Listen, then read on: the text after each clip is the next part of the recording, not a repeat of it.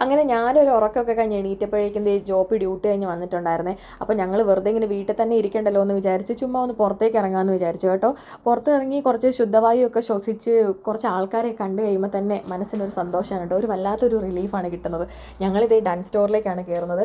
പ്രത്യേകിച്ച് ഒന്നും വാങ്ങിക്കണം എന്നൊരു ഉദ്ദേശത്തോടെ കയറുന്നല്ല, വെറുതെ ഒന്ന് കയറുക കേട്ടോ. എനിക്കിങ്ങനെ ഒന്നും വാങ്ങിയില്ലെങ്കിലും കടയിലൊക്കെ കയറി കുറച്ച് സാധനങ്ങളൊക്കെ ഇതൊക്കെ കണ്ടിങ്ങനെ നടക്കാൻ എനിക്ക് അന്നേരം എനിക്ക് ഭയങ്കര ഒരു സന്തോഷം കിട്ടുന്നുണ്ട് കേട്ടോ. നിങ്ങൾക്ക് എങ്ങനെയാണോ എനിക്കറിയില്ല. അപ്പം എനിവേ ഞാനൊരു ഡ്രസ്സൊക്കെ അവിടെ നിന്ന് ട്രൈ ചെയ്ത് നോക്കി. ആ ഡ്രസ്സ് ഞാൻ വാങ്ങി. എന്നിട്ട് ഞങ്ങൾ തിരിച്ച് പോകുമ്പം ഈ ഒരു DV8 എന്ന് പറഞ്ഞൊരു ഷോപ്പ് നമ്മുടെ ടൗണിൽ തന്നെയുള്ള ഷോപ്പാണ്.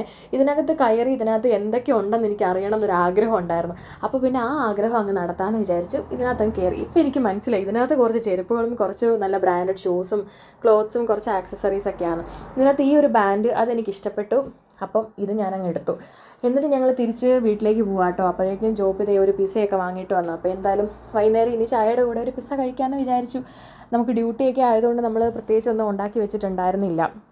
നമ്മുടെ ടൗണിൽ തന്നെയാണ് കേട്ടോ ഇത്. നമ്മുടെ വീട് ടൗണിന് തൊട്ടടുത്ത് തന്നെയാണ്. വീക്കെൻഡൊക്കെ ആയതുകൊണ്ട് കുറച്ച് തിരക്കൊക്കെ ഉണ്ടായിരുന്നു ടൗണിൽ. പിന്നെ വീട്ടിലെത്തി കഴിഞ്ഞിട്ട് പ്രത്യേകിച്ച് പരിപാടിയൊന്നുമില്ല. നമ്മൾ വാങ്ങിയ പിസ്സ കഴിക്കണം, ചായ കുടിക്കണം, അത്രയൊക്കെ ഉണ്ടായിരുന്നല്ലോ കേട്ടോ. അപ്പോൾ ഇവിടെയാണ് നമ്മൾ വണ്ടി പാർക്ക് ചെയ്യുന്ന വണ്ടി പാർക്ക് ചെയ്യുന്ന ഒരു ഏരിയ. പിന്നെ അങ്ങനെ വീട്ടിലെത്തി കഴിഞ്ഞിട്ട് ഞാനാണെങ്കിൽ ഒരു ചായ ഉണ്ടാക്കുന്ന ടൈമിൽ തന്നെ നമ്മൾ വീട്ടിലൊക്കെ വിളിച്ചു. അവിടെ ഇപ്പം രാത്രി ആയല്ലോ. ഇവിടുന്ന് ഏകദേശം 4.5 മണിക്കൂർ ഡിഫറൻസ് ആണ് ഇപ്പോൾ ഉള്ളത്.